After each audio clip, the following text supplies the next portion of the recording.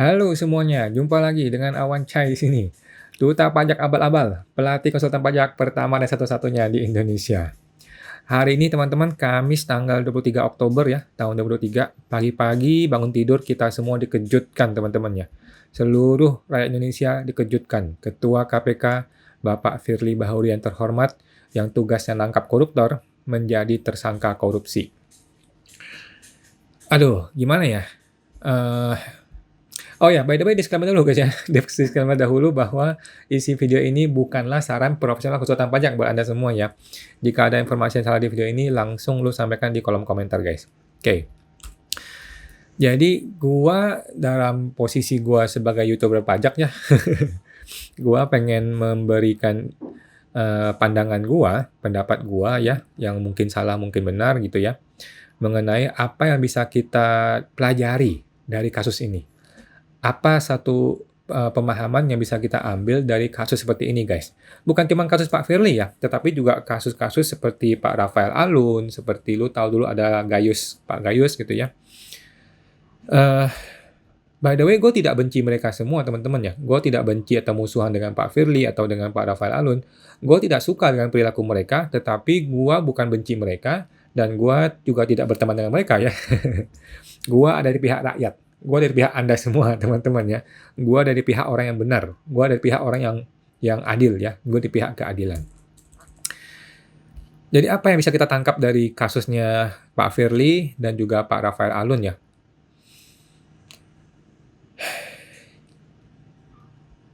Yang pertama nih guys ya.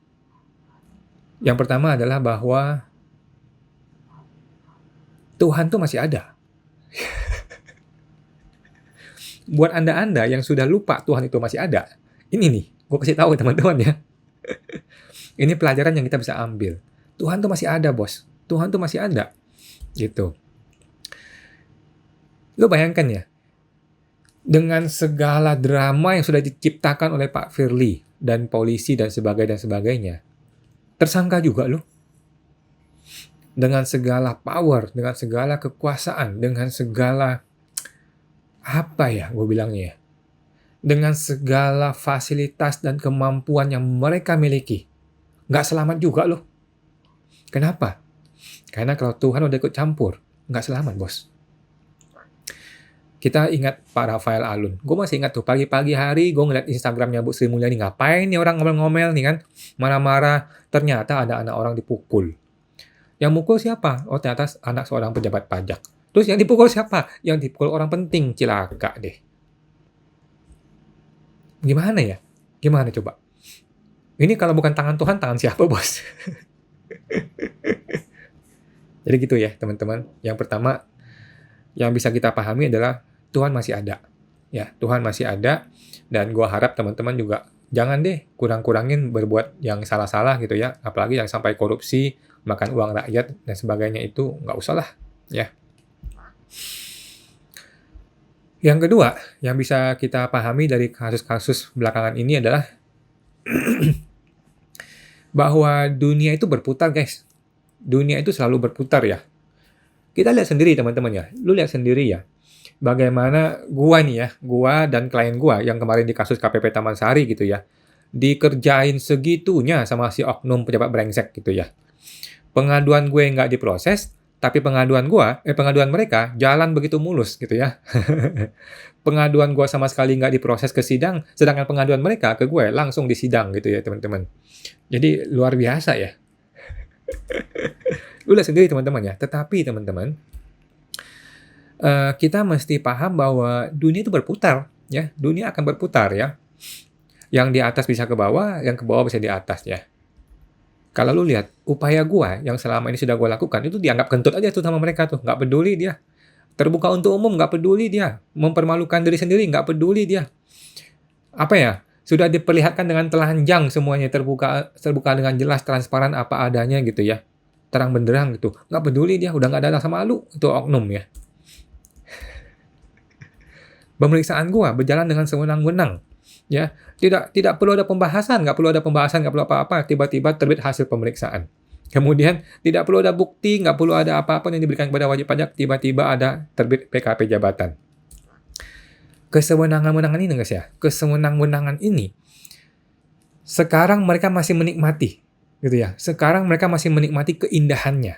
Mereka masih akan menikmati kesewenangan ini yang udah kelewatan ini ya, selagi Tuhan belum bertindak. Gitu loh. Tapi ingat guys, sejarah manusia selama ribuan tahun sudah bisa kita lihat gitu ya. Sejarah akan terulang. Oke, dunia akan berputar. Bahkan kaisar langit yang setinggi-tinggi penguasa seperti itu pun bisa tumbang, guys. Ya. Bahkan ketua KPK yang se-powerful itu bisa tumbang, guys. Apalagi hanyalah oknum pejabat pajak biasa, ya, bukan dewa gitu ya. Dunia akan berputar ya. Dunia akan berputar. Ya, orang di atas bisa ke bawah, orang ke bawah bisa di atas. Oke? Itu yang kedua, teman-teman ya. Dunia bisa berputar, akan berputar. Yang ketiga adalah mencari keadilan, jangan cengeng, guys, ya. Bapak Firly ini, teman-teman, yang supaya lu tahu ya, beliau ini sudah dilaporkan oleh banyak orang, teman-teman ya, dari LSM, dari polisi, dari teman-temannya, dari rakyat, masyarakat, dan lain-lain gitu ya. Ke Dewas iya, ke Dewan Kode Etik iya, kepada KPK sendiri iya, kepada Pak Polisi iya, kemana-mana iya, ke Ombudsman iya. Semua yang mengadukan itu, teman-teman, sejauh ini tidak diproses atau tidak berhasil diproses gitu, teman-teman ya. Apakah lantas mereka menangis atau sedih? Enggak, teman-teman ya. Enggak perlu nangis ya, teman-teman ya. Jangan cengeng kalau lo mau mencari keadilan. Oke? Ingat, teman-teman, via justitia ruak haelum. Tegakkanlah keadilan walaupun langit akan runtuh. Jadi jangan cengeng, guys. Jangan cengeng kalau mau cari keadilan, teman-teman ya. Yang keempat, ternyata teman-teman ya, polisi itu tidak seburuk yang kita bayangkan ya. Gue tahu lah ya, gue dengar juga, gue lihat juga ada orang-orang yang pesimis lah dengan Pak Polisi gitu ya. Intinya sih pesimis dengan penegakan hukum di Indonesia. Tetapi guys, faktanya kita lihat dengan sendiri ya, jam tengah malam loh ya, tengah malam mereka bukannya istirahat, tetapi mereka mengumumkan tersangkanya Pak Firly ini. Ini bukti bahwa polisi telah bertindak profesional dalam kasus ini, ya, dalam kasus ini ya. Kalau polisi tidak profesional, dia kan tinggal atur aja kan, tinggal dibaku atur aja kan, tinggal dibuat drama, dibikin aturannya, bagaimana caranya supaya ini bisa selesai tanpa ada tersangka gitu kan, itu kan tinggal diatur aja sebenarnya kan. Tetapi faktanya, buktinya polisi telah bertindak profesional, gitu guys. Jadi, gua harap teman-teman yang masih berpikir negatif tentang polisi, enggak lah ya, enggak juga teman-teman ya. Terus terang gue belum pernah berhubungan dengan polisi ya, dan gue tahu banyak cerita-cerita negatif tentang itu, tetapi gue percaya ketika Tuhan ikut campur, ketika lu sudah benar, gue tetap percaya kok, bisa kok keadilan ditegakkannya. Ini keyakinan gue. Keyakinan dari seorang kuliahan S1 hukum yang belum lulus ya. Yang kelima, pelajaran yang pengen kita angkat adalah kapan giliran para oknum pejabat pajak yang perilaku sewenang-wenang itu akan kena getahnya. Pertanyaan ini akan kembali kepada Anda semua, guys. Kepada lu semua. Lu gimana? Ya, Anda gimana, guys? Kalau Anda kena masalah pajak, apa yang akan lu lakukan? Lu mau pilih opsi nurut sama si oknum, nurut saja gitu ya, atau lu pakai opsi tegakkan keadilan walaupun langit akan runtuh? Gua nih, teman-teman ya, dalam kasus yang kemarin ya, dalam kasus yang KPP Taman Sari, yang menurut gua sewenang-wenang ya, nanti kita akan buktikan di pengadilan, gua akan mengajukan sekitar 17 gugatan hukum, teman-teman. 17 gugatan yang akan gua ajukan. 17, teman-teman. 17. Untuk satu masalah. Ya, masalahnya banyak, cuman untuk satu objek ini, 17 gugatan akan gua masukkan. 17 kasus, teman-teman ya, untuk satu klien yang sama.